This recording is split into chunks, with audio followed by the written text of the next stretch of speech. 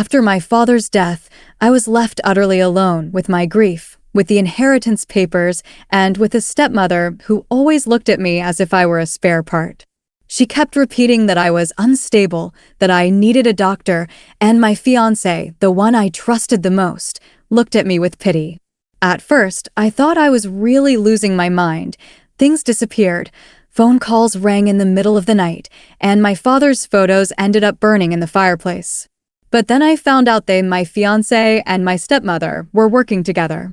Their goal was simple: to have me committed to a psychiatric facility to seize my father's house and money. But they didn't know one thing: the real doctor to whom they scheduled me turned out to be the one who saved my life. He helped me expose their lies, gather evidence, and do the one thing they feared the most: tell the truth. Now they are both in court, and I am the only one left in my right mind. After my father's death, the world seemed to freeze. The house where I grew up felt empty, even when it was full of people who came to support. I, Deborah, the only daughter, was left completely alone. Everything stable in my life vanished with him. The only person who stayed by my side was my stepmother, Lauren. She cried at the funeral, hugged me, and said she would do everything so I wouldn't feel lonely. But her eyes were cold, watchful, as if counting something. My fiancé, Dan, was also there. He held my hand, whispering, "Don't think about bad things, Deb. I'll take care of everything." His voice then seemed like the only calm in the chaos. But just a few days after the funeral, I started noticing strange things. Lauren walked around the house like the lady of the manor. She instructed the cleaning lady, "Take these old photographs away. They only remind us of the past." And when I tried to say they were my memories, she smiled and replied, "Child, you're emotional right now. You don't understand what you're doing." Back then, I didn't know these were just the first steps of her plan to make me think I was going crazy. Only a few weeks after the funeral, Lauren began repeating the same phrase, "You're overtired, Deborah." You know, grief can cause strange things. At first, it sounded like concern. But with each day, her voice carried more and more condescension, as if speaking to a sick child. I noticed things disappearing. At first, small items: my notebook, a bracelet my father gave me, documents from the safe. When I asked Lauren, she sighed, "Deborah, I'm worried about you. You leave things in strange places, then you don't remember." Even Dan started speaking the same way. One evening, he took my hands and said softly, "Darling, I think you've become different. Distracted, nervous. Maybe it really is worth talking to someone, a doctor, for example." I stood in the middle of the living room, where I could still smell my father's cologne and felt the ground slipping out from under me. They spoke to me as if I were already ill. When I woke up in the middle of the night from a sound, as if someone was walking upstairs, Dan said I must have dreamed it. When I saw the basement door open, Lauren replied, "I never touched it. You must have forgotten you went down there yourself." Gradually, I started to doubt myself. Was I truly forgetting? Or was something wrong with me? But one morning, when I walked out of my room, my medication was on the table, spilled, and the bottle had a new inscription written in marker, "For Deborah's calm. 2 at night." But I had never taken sedatives. I stopped sleeping. Each night seemed endless rustling shadows, muffled voices in the hallway. I got up, checked if the doors were locked, and each time found them open. Once, I saw a light in the living room. I crept downstairs quietly and found Lauren sitting by the fireplace. My father's photographs were burning in front of her. "What are you doing?" I screamed. She looked up and answered coldly, "It's the past, Deborah. You must learn to let go." The next morning, I woke up to the smell of smoke. My documents were gone from the table, and the safe where I kept the inheritance certificate was empty. When I told Dan that Lauren did it, he only looked at me with pity. "Darling, we're all under stress. Lauren couldn't have done that. Maybe you just confused something?" Then I noticed there was something new in his eyes. Not sympathy, not love, but caution. Like a doctor looking at a patient who might do something unpredictable. That same day, he drove me to a psychiatrist without telling me where we were going. "It's not a hospital, just a short consultation," he said. But when I saw the sign on the door that read Mental Health Center, I felt a shiver. He and Lauren stood nearby, whispering to each other. I only heard a fragment. If she agrees, everything will be simpler. That was when I first felt that this wasn't just a coincidence. They were trying to get me out of the way. And the scariest part, the ones I loved the most were working together. I was taken into an office that smelled sterile and of cheap coffee. Dan left me, saying, I'll wait in the corridor, okay? Just talk to him, darling. It will help you. I sat on the edge of the chair, clutching my fingers, when a man in a white coat walked in. He didn't look like the other doctors I had ever seen. No cold eyes, no rush. My name is Dr. Logan, he said, and before we begin, let me ask, do you want to be here? I was silent for a few seconds, then whispered, I don't think I know where I want to be. We talked for a long time. About my father, about Lauren, about Dan. About how lately I had started to doubt everything, even my own memories. He listened without interrupting, only occasionally making short notes. Then he asked, Who first told you that you were mentally unstable? I replied, Lauren. And then Dan. They say I'm overtired. That I'm imagining things. He leaned forward and quietly said, Do you know what gaslighting is? It's when someone forces you to doubt your own reality. You are not crazy, Deborah. You are a victim. His words were like scales falling from my eyes. Everything that had seemed chaotic and terrifying suddenly became logical. Dr. Logan said he would talk to Dan and Lauren, but cautiously. And then he offered me one thing. If you allow me, I will help you gather evidence. But the most important thing, don't show that you suspect anything. Smile. Be the quiet Deborah they want to see. I left the office with the feeling, for the first time in a long time, that I was not alone. Dan met me at the door with a fake smile. Well, darling, did he say you just need some rest, right? I just nodded. But now I knew it was no time to rest. It was time to observe. And to wait. For the next few weeks, I lived a double life. For Lauren and Dan, I remained the convenient, one quiet, confused, slightly strange. I pretended to swallow their pills, acted like I forgot where things were, and agreed to their advice. But in reality, I was gathering evidence. Dr. Logan helped me install a hidden camera in the house. I didn't agree immediately, I was scared.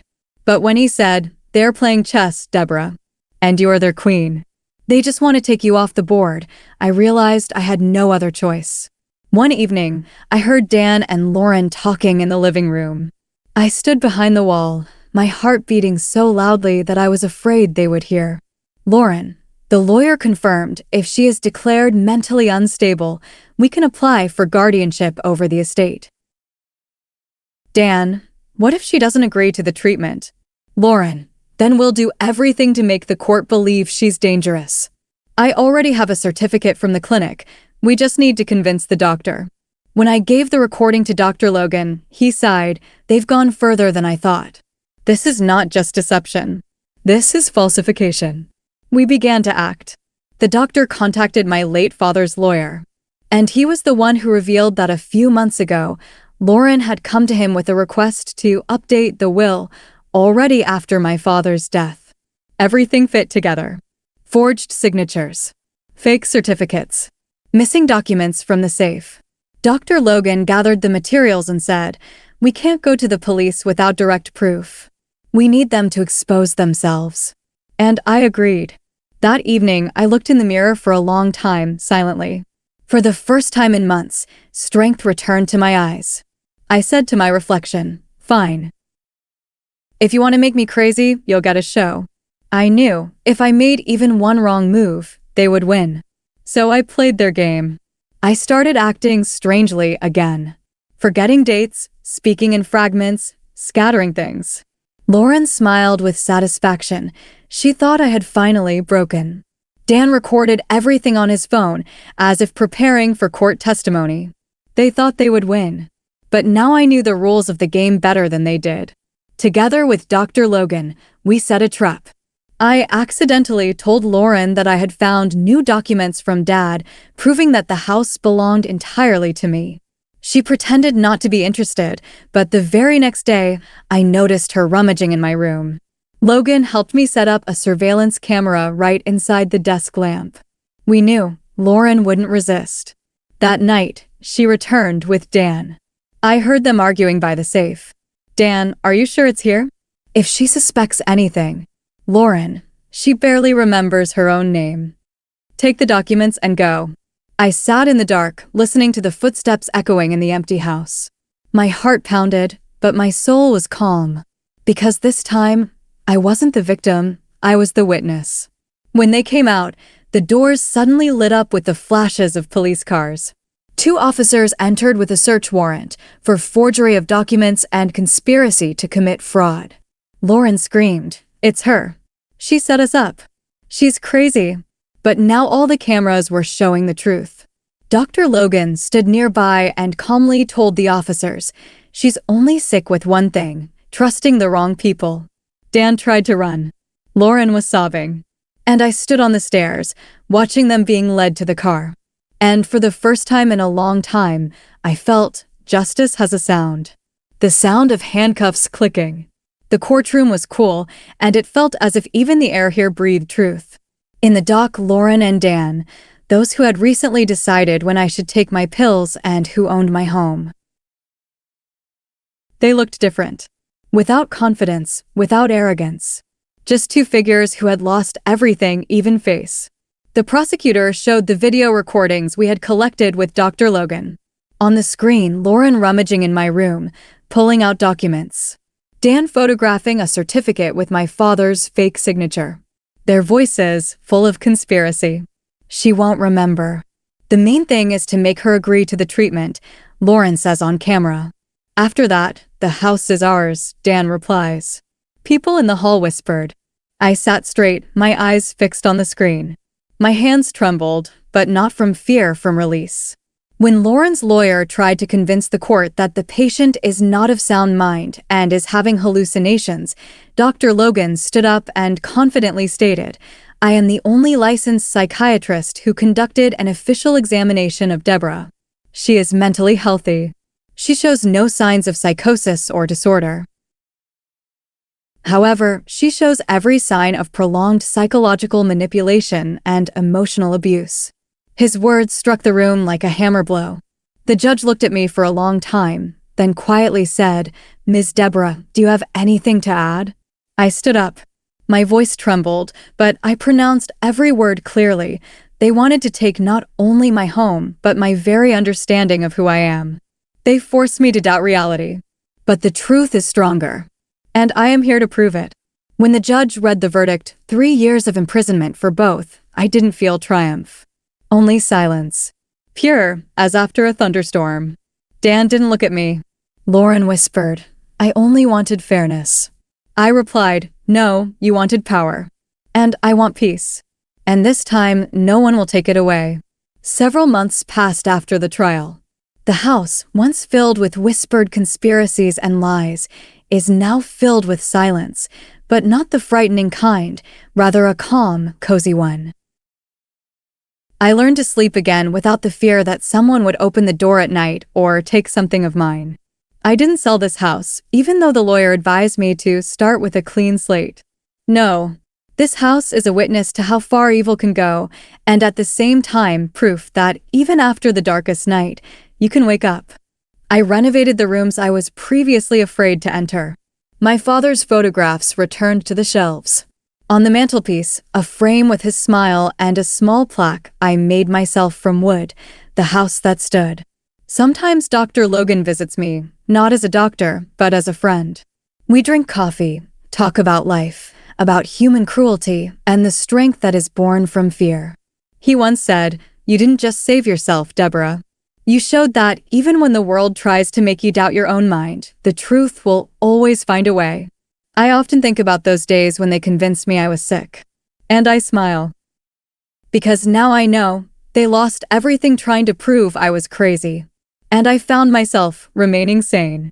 On the last evening before bed, I open the window and watch the sunset. The air smells of peace, and I whisper, Dad, I'm home. And I am finally free.